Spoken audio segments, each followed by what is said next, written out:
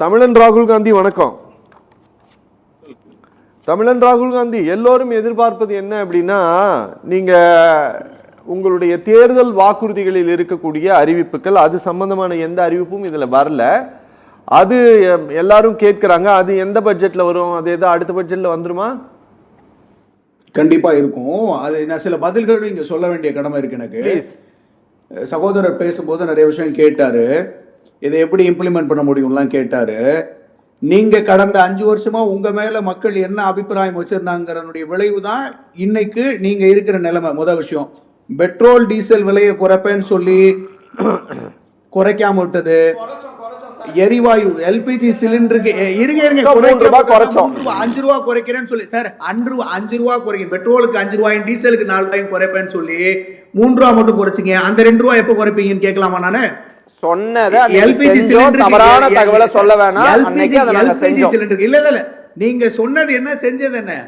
5 வருஷம் முடிவுல நீங்க சொன்னது என்ன, செஞ்சது என்ன? சொல்லுங்க. எல்பிஜி சிலிண்டருக்கு 100 ரூபா குறைக்கிறேன்னு சொன்னீங்களே, எங்க குறைச்சிங்க? நீட் தேர்வு ரத்து செஞ்சிருவேன்னு சொன்னீங்களே, எங்க செஞ்சீங்க? கல்வி கடன் முழுமையா தள்ளுபடி செய்யணும்னு சொன்னீங்களே, எங்க செஞ்சீங்க? தனியார் தமிழர்களுக்கு 75% வேலை ஒதுக்கீடு வாங்கி தரேன்னு சொன்னீங்களே, எங்க செஞ்சீங்க? லோகாயுக்தா பத்தி வலுப்படுத்துறேன்னு சொன்னீங்களே, எங்க செஞ்சீங்க? ஊழல் வழக்குகளுக்கான சிறப்பு நீதிமன்றங்கள் அமைப்பேன்னு சொல்லி எங்க செஞ்சீங்க? ஒரு விஷயம் கூட சரியா செய்ய முடியாதனால தான் இந்த உங்களுடைய ஒட்டுமொத்த அரசையும் தமிழக மக்கள் தூக்கி எறிஞ்சிருக்காங்கிறத நினைப்பு வச்சுக்கோங்க. இன்னைக்கு இந்த திட்டங்களுக்கு அரசு சரியான பெயர் சூட்டும் பொழுது ஏன் கலைஞரின் பெயர் இல்ல? எதுக்கு சார் கலைஞரின் பெயர் இருக்கணும்? என் அரசு மக்களுக்கு கொடுக்கிற வரிப்பணத்திலிருந்து செயல்படுத்துகிற திட்டங்களுக்கு எதுக்கு என்ன செஞ்சீங்கன்னு சொல்லுங்க. மக்கள் உங்களுக்கு ஓட்டு போட்டாங்க, என்ன செஞ்சு கிழிச்சீங்கன்னு சொல்லுங்க மக்களுக்கு. ஆட்சிக்கு வந்து 150 நாட்களில் மக்களுக்கான ஒரு ஆட்சியை, மக்களுக்கு என்ன தேவையோ அதை முன்னிறுத்துகிற என்ன செஞ்சீங்கன்னு சொல்லுங்க. அதுதான் என்ன செஞ்சீங்க, அதை சொல்லுங்க சார். 717 மதுக்கடைகளை மூடி சிங்கப்பெண் திட்டம்னு ஒரு திட்டத்தை அமல்படுத்தி 200 யூனிட் மின்சாரம், இலவச மின்சாரம் வழங்கி, இதை விடவும் மக்களுக்கு 500 யூனிட் யூஸ் பண்றவங்களுக்கு நீங்க வந்து கொண்டு வந்திருக்கீங்க. விவசாயிகள் கடன் முழுமையாக தள்ளுபடின்னு சொல்லிட்டு அதுல ஒரு வரையறை வச்சுக்கிறீங்க. இது ஒரு பித்தலாட்டம் செஞ்சுக்கிறீங்க. அதே பெருமையா வந்து பேசுறீங்க. 5 வருஷமா இருந்து சரி உடனே கொடுக்குறேன்னு சொல்லுங்களேன். மகளிர் உரிமை தொகை நீங்க வந்தோடனே உடனே கொடுத்தீங்களா சார்? சார் நாங்க தரல சார், அதனால மக்களுக்கு ஓட்டு போடல சார். நீங்க கொடுத்தீங்களா சார்? 2500 சொன்னீங்களா சார்? அடுத்த நிமிஷம் சொல்லி டயலாக் பேசினார் சார் முதலமைச்சர். எங்க சார் செஞ்சாரு? சார் கொடுக்க போறோங்கிற நம்பிக்கையில தான் சார் கொண்டு வந்து கோட்டையில உட்கார வச்சிருக்காங்க. குளத்தூர்ல இருந்து வீட்டுல போய் உட்கார வச்சிருக்காங்க. உங்களை ஞாபகம் வச்சுக்கோங்க சரியா? அடுத்த தேர்தல் உங்க தலைவர் டெபாசிட் கூட வாங்கலாம், என்ன பண்ணுவீங்க சார்? இந்த தேர்தல்ல உங்க தலைவர் ஜெயிக்கல, நீங்க என்ன பண்ண போறீங்க? ஒரு கட்சியினுடைய தலைவரும் பொதுச் செயலாளரும் தோன்ற செய்தியாளர்களை சந்திக்க இந்த முதலமைச்சருக்கு நான் ஒன்னு கேக்குறேன் சார். எல்லாரும் இதே சொல்றீங்க சார், செய்தியாளரை சந்திக்கணும்னு எங்கேயா இருக்கா சார்? செய்தியாளர்களை சந்திக்க ஒரு சீஃப் மினிஸ்டர் வந்து செய்தியாளர்களை சந்திக்க முடியாது. அவரால பதில் சொல்லுங்க.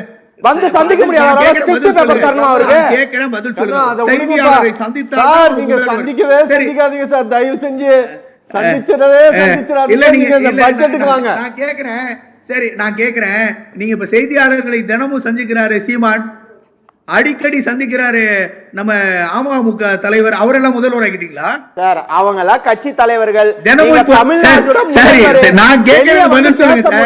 செய்தியாளர் மக்களை போய் சந்திக்க முடியுதா? சந்திப்பு யாரு சார்? சார் சட்டமன்ற சார் சார் இன்னைக்கு தலைமைச் செயலகத்தில் அவங்கள பட்ஜெட் பத்தி தானே சொல்ல வரேன். சரி சொல்லுங்க. இல்ல யாரையும் திட்ட வேண்டியது இல்ல, அவர்கள் கேட்ட கேள்விக்கு பதில் சொல்லுமா இல்லையா? சரி சொல்லுங்க ப்ளீஸ். அவர் என்ன கேட்கிறாரு, இதையெல்லாம் சொன்னீங்களே செஞ்சுக்கலன்னா நீங்கள் சொன்ன திட்டங்களை நீங்கள் இம்ப்ளிமெண்ட் பண்றதுக்கு 3.5 வருஷம் தேவைப்பட்டுச்சு உங்களுக்கு. சரி புரியுது.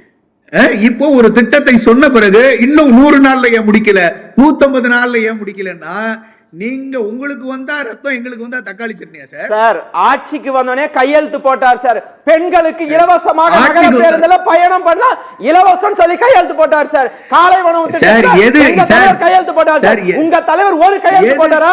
ஒரு கையெழுத்து போட்டாரா? எதுக்காக கொண்டு வந்த திட்டங்களுக்கு உருப்படியாக செஞ்சிருக்காரா? அதை உங்களால சொல்ல முடியுமா? எது முக்கியம்? வந்தோனே எது முக்கியம்? அதனாலதான் எது முக்கியமானதோ 17 மதுக்கடைகள் முக்கிய. அதே திமுக ஆட்சியிலே மூடணும். நீங்க அப்படியே புதுசா கொண்டு வர மாதிரி ஒன்னு கிரியேட் பண்ணுங்க. திமுக ஆட்சியிலே 500 மதுக்கடைகளை மூடியது. ஆமா சார், நீங்க மூடுனீங்க. இந்த சைடு மூட்டு, இந்த சைடு பிரைவேட் ஆக்குறது. டாஸ்மாக் எல்லாம் இழுத்து மூடு, பிரைவேட்டா நீங்க வந்து திறந்துக்கலாம் அப்படின்னு சொல்றீங்க. திறந்து வச்சதெல்லாம் பேசக்கூடாது. முன்னாடி கதவை மூடிட்டு பின்னாடி கதவை திறந்து வச்சாலும் பேசக்கூடாது. சொல்லல தனியார் மயமாக்க பேசிக்கொண்டு இருக்கிறோம் அவர் சொல்லல. இந்த சைடு மூடுங்க, இந்த சைடு திறந்து விடுங்க. நான் தான் பதில் சொல்றேன் சார். அப்படியே இருக்கட்டும் சார். குடிக்க வைக்கிறதா சார் முக்கியம்? படிக்க வைக்கிறதா சார்? பட்ஜெட்ல கொண்டு வந்துக்கிறீங்க.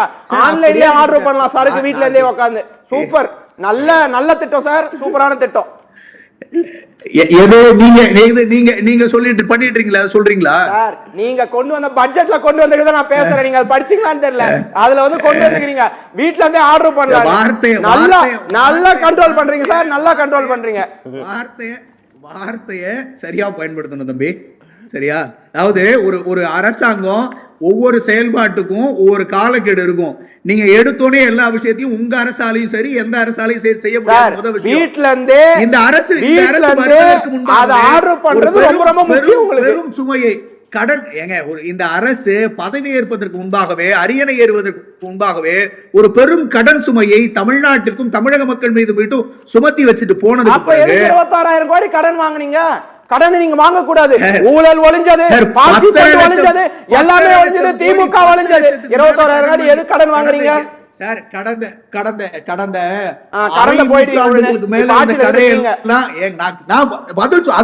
பதில் சொல்றேங்க. ஆட்சியில இப்ப இருக்கனால்தான் பதில் சொல்றோம். அரை நூற்றாண்டுகளுக்கு மேல இருந்து மொத்த கடனையும் விட கடந்த 5 ஆண்டுகள்ல நீங்க மொத்த கடனையும் உயர்த்தி வச்சுட்டு போயிடுவீங்க. வந்து 150 நாள்ல அதை சரி பண்ண முடியும்னா நீங்க சொல்ற மாதிரி பொய் பிரச்சாரத்தையும் நீங்க சொன்ன மாதிரி பொய் விளம்பரங்களையும் வெளிப்படுத்தினா மட்டும்தான் முடியும். அதான் உங்களுடைய முதல்வர் செஞ்சாரு. நான் வந்தா கடன் வாங்க மாட்டேன்னு சொல்லி ஓட்டு கேட்டாரு. கடன் வாங்கி திமுக போயிடுச்சு, அதிமுக போயிடுச்சு. எனக்கு ஓட்டு போடுங்க, நான் கடன் வாங்க மாட்டேன்னு சொல்லி பேசி இருக்காரு. அது அப்படியே பேசணும்னு நான் கேக்குறேன். அப்ப பேசுறது ஒண்ணு, இப்ப செய்யறது ஒண்ணா? சரி ராகுல் இருங்க, நான் வரேன். ராகுல், நான் நிகழ்ச்சி முடிக்கிறேன். ஏதாவது சொல்லணுமா ராகுல்? சரியாதான் சார் போறோம். அவர் சொன்னதுல ஒரு ரெண்டு இதுக்கு மட்டும் பதில் சொல்லிடுறேன் ப்ளீஸ். மகளிர் உரிமை தொகை வழங்கும் போது திமுக அரசாங்கம் எதன் அடிப்படையில் தகுதி உள்ளவர்களுக்கு மட்டும்தான் மகளிர் உரிமை தொகை வழங்கப்படும் சொல்லுச்சோ அதே தகுதி தான் இதுக்கும் வச்சுங்க. சரி. அதே மாதிரி விளையாட்டுத்துறை அமைச்சராக இருக்கிற போது அவர்களின் துணை முதல்வர் என்னென்னமோ பண்ணாரு, மாசம் ஒரு கப்பு வாங்கிட்டு வந்தாங்க அப்படின்னாரு. எந்த அளவுக்கு? மாற்றுத்திறனாளி ஒருத்தர் நான் தான் போய் வேர்ல்டு கப் வாங்கிட்டு வந்தேன்னு சொன்ன அளவுக்கு, அதை செக் பண்ண அளவுக்கு. அதனால ஒரு தனி மனிதன் ஒரு அமைச்சரையும் ஒரு துணை முதல்வரையும் ஒரு முதல்வரையும் ஏமாத்துற அளவுக்கு ஒரு அரசாங்கம் செயல்பட்டு இருந்துச்சு. அதெல்லாம் மாத்தி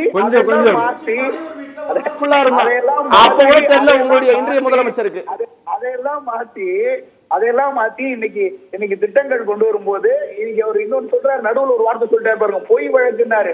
மேடையில் அவர் என்ன பேசினாரோ அதற்கான வழக்கை தான் ஏன் சார் நைனா நாகேந்திரன் பாபு பேசுறாரு. அந்த வார்த்தை நான் சொல்லக்கூடாது. அப்படி பிறந்திருந்தா நீங்க வாங்கறான்னு சொல்லி ஸ்டேஜ்ல சொன்னார் விஎஸ் பாபு.